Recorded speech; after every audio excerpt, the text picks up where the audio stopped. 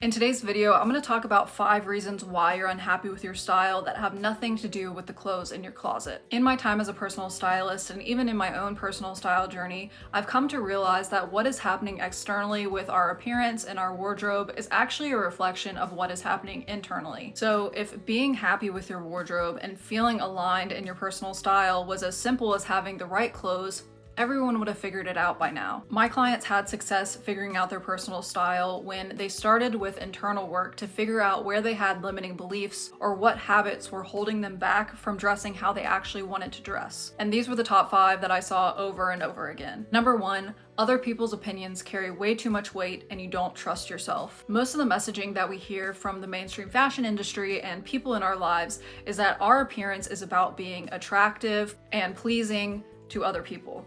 It's about making other people comfortable with our bodies and with the way that we present ourselves. And so naturally, all of us internalize that. But this belief that you exist to make other people comfortable or that you have to take their opinions as more important than yours really holds you back from actually dressing in a way that reflects who you are and makes you feel good about yourself. This results in you watering yourself down and wearing things that are safe or acceptable, but really on the inside, you don't feel good and you're really self-conscious about if other people are judging you or what they're thinking about your outfit, instead of thinking about what you want to feel like and how you feel about your outfit.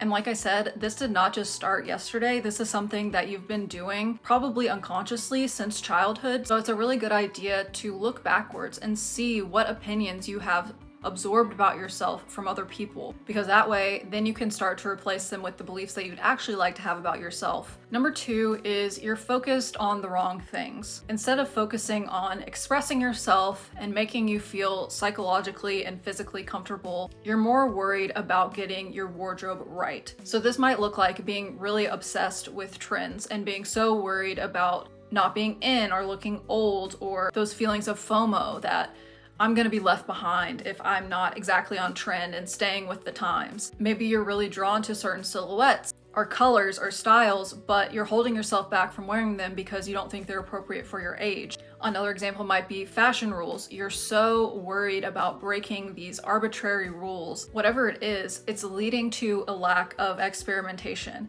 It's leading to a lack of creativity, and you're getting dressed from this place of fear and this place of obligation, and really this place of perfectionism of, if I don't do it exactly right like everyone else is doing, then I don't have style. And that's just not true. In fact, I think a lot of these things are the antithesis of personal style, because again, there is no expression, there is just falling in line and doing what you think you're supposed to do.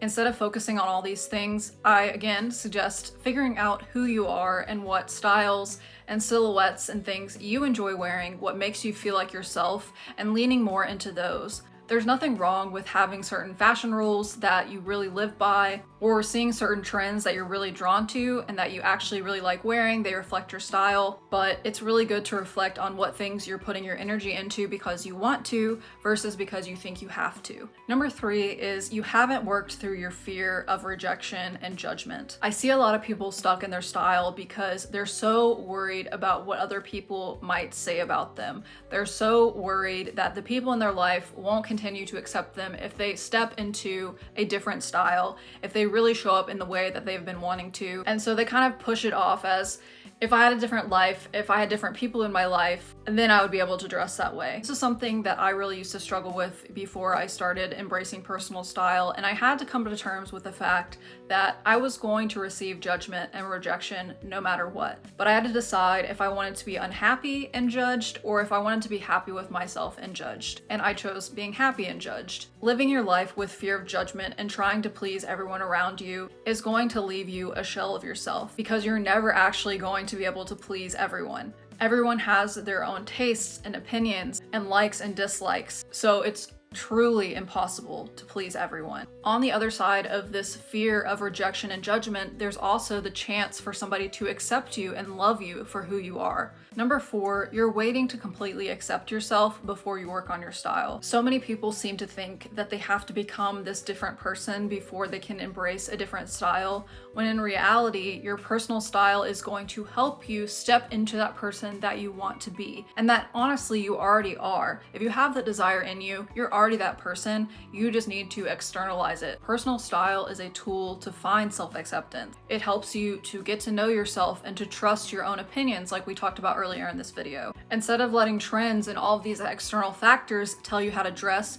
you get to start making wardrobe decisions from a place that is going to help your self-worth grow naturally. And overall, you start to accept yourself more because you're no longer suppressing who you are or acting from this belief that you're not worthy of dressing how you want to dress or being who you want to be. And number 5 is victim mentality. Victim mentality comes with this belief that everything is out of your control and that there's nothing that you can do to change your life or to change your appearance. And victim mentality is such a big thing affecting people's wardrobes that I actually made an entire video talking about how it shows up. So I highly suggest watching this video next.